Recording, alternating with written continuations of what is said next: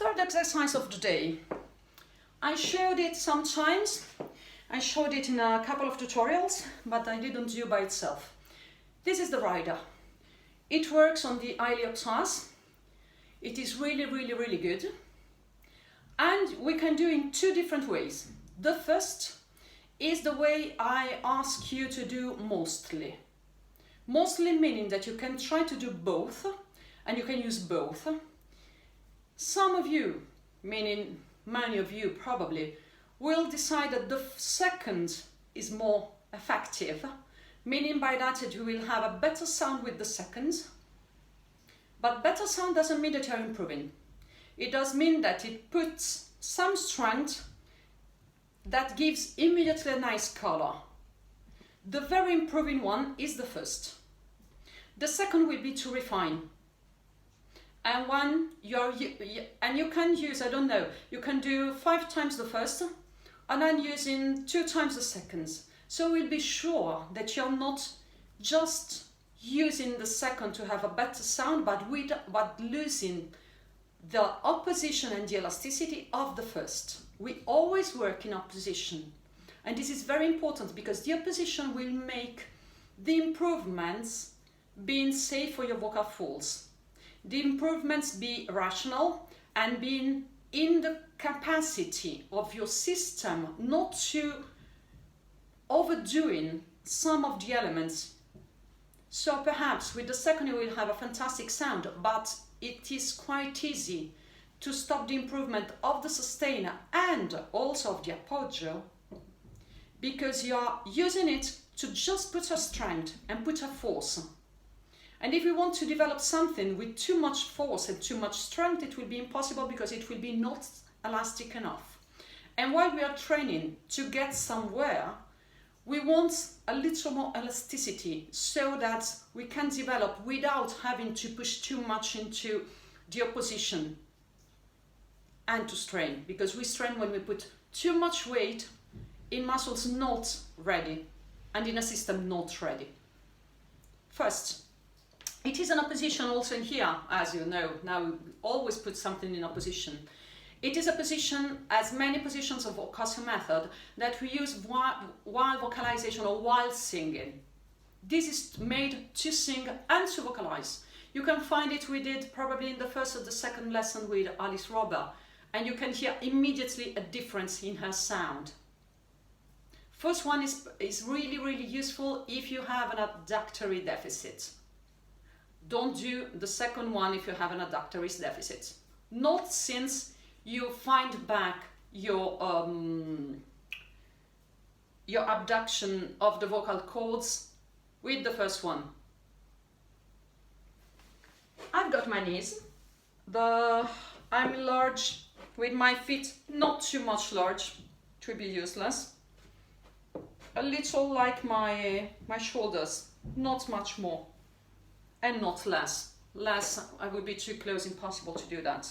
You find the measure also by making a little movement, and when you feel that you're really centered and you really feel that all your body's on that. I do with heels, you can do without, you can do even with high heels. Also the exercise before when I was moving on the ground, on the space.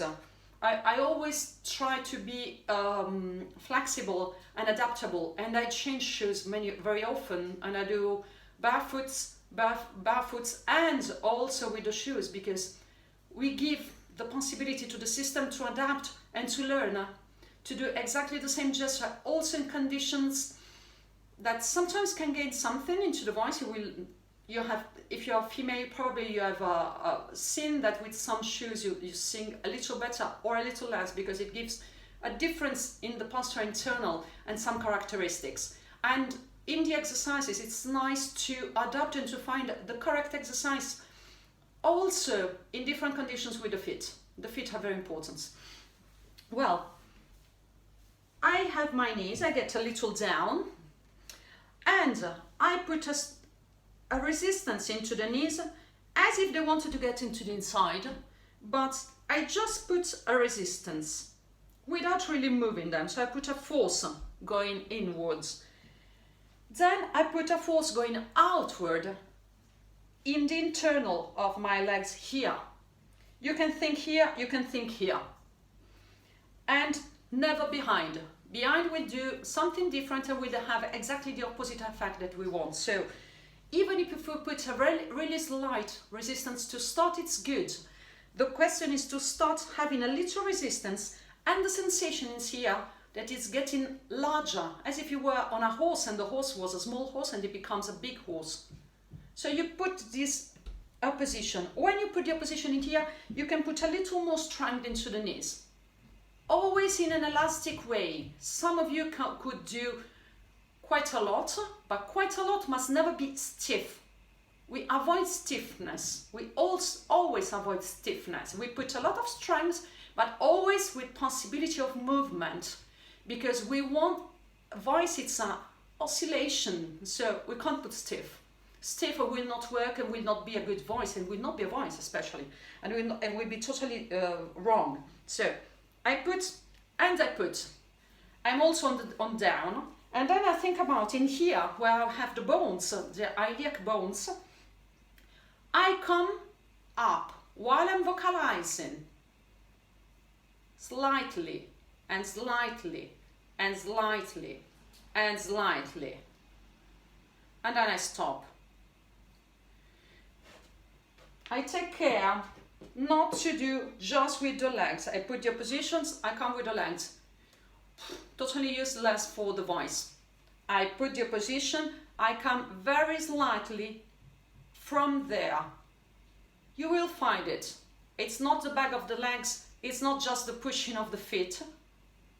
It is a different sensation. It's a sensation that it comes up by itself. It's a little tricky, but you can find it. And then you vocalize. For example, you do, I don't know, my.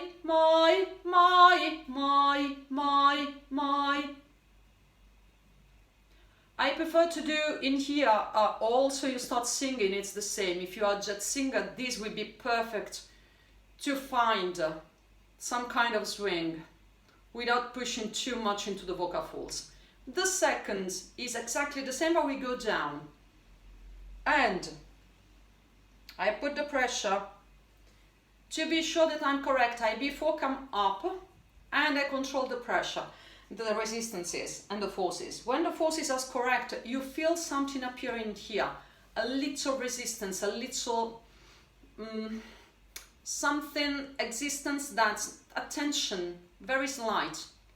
And then you get down. When you get down, you get really slightly down, because if you get with the opposition, you will not be able to get really down. My.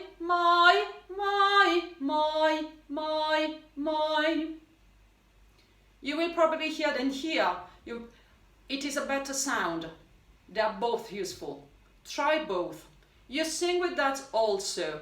The second one, getting down, is specifically useful if you do some kind of musicals and you want in the medium-high parts of the tessitura find an A, a B, a B flat, a B, a C for female voices. For male voices will be for the heavier voices in the, not in the passive of the register, but to find something like an F, an E, and also very heavy on a C or on a D. For tenor will be in the higher part of the register as for female. Try that and enjoy your Saturday.